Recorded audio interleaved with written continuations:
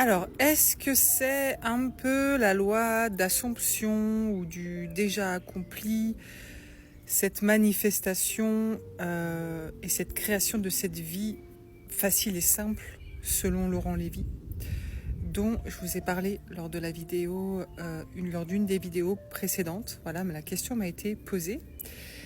Et je trouve ça intéressant à regarder un petit peu de plus près.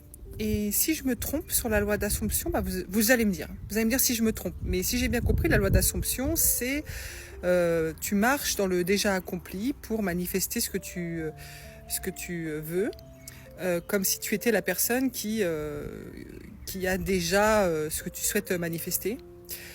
Et où tu te sers aussi de ton imagination pour faire des visualisations de ce que tu vas vivre quand tu l'auras, comme si tu étais déjà dedans. Donc moi, ce que j'ai compris de la loi d'Assomption, c'est ça. Et ce dont je vous parlais, la différence avec ce dont je vous parlais sur cette posture de choisissant et le fait de créer tout ce monde juste par ses oui et ses non. Où on part d'une posture aussi de déjà accompli.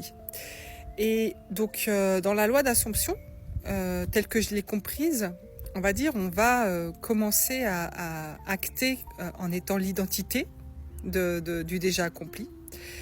Et la différence avec ce que je vous partageais, c'est que dans ce que je vous partage, c'est que le déjà accompli est une conséquence déjà et n'est pas la cause.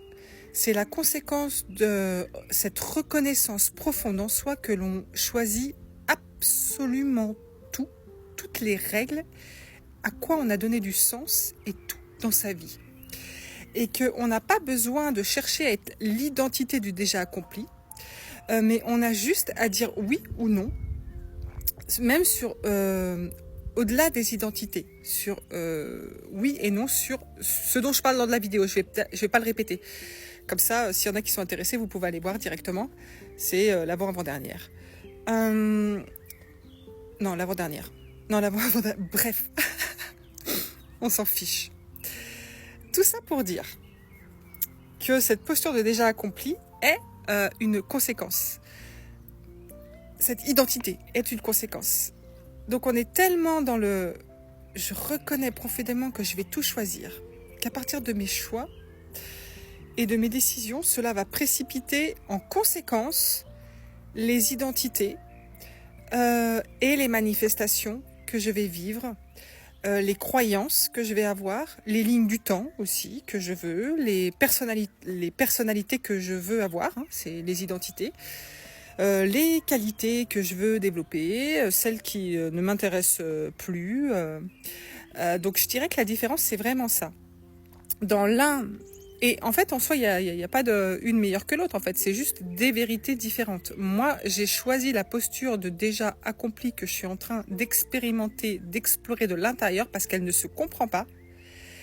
On ne sait pas ce que c'est de nager avant d'avoir sauté dans la piscine, même si on a lu tous les bouquins du monde et même si on a compris tous les mouvements. Il faut plonger en fait. Et c'est comme ça que là, on découvre justement, et c'est là où ça devient intéressant, les identités qui se téléchargent de la personne qui a déjà ce que l'on veut. Et aussi les manières de penser, on télécharge le mental qui va avec, la manière de voir le monde, les systèmes de croyances. Donc il n'y a plus à travailler sur les émotions comme avant, les croyances limitantes, à changer, à libérer des choses. Il n'y a plus ça en fait, c'est fini. Moi, c'est la voie royale que je kiffe, que j'ai trouvée, mais à chacun son truc. C'est juste que la loi de l'Assomption, je l'ai un peu essayée et en fait, ça m'a pas convenu parce qu'il y avait un travail à faire. Je devais devenir l'identité de celle qui a déjà, et ça veut dire que, pour moi, je me sentais ne pas l'être. Tandis que quand je suis dans cette posture de choisissante et je dis oui et non à tout, comme moi j'avais l'identité de la pauvreté, j'ai dit, est-ce que ça m'intéresse la pauvreté ? Non. Donc, j'ai pas besoin de m'occuper de l'identité. J'ai juste dit non au concept de la pauvreté. C'était un non qui partait vraiment de l'intérieur, de ma vérité intérieure. L'identité de pauvreté, elle est tombée dans la minute. J'ai pas eu besoin de me mettre dans une identité d'abondance et de richesse et de m'entraîner à ça. Dans la minute, je suis sortie dans la rue et il y avait ma vision du monde. Vraiment, je voyais même une personne qui mangeait par terre. Je ne la voyais plus pauvre en fait. Ça avait changé tout mon regard, ma perception, mes croyances, tout. Et donc, il y a pas de travail.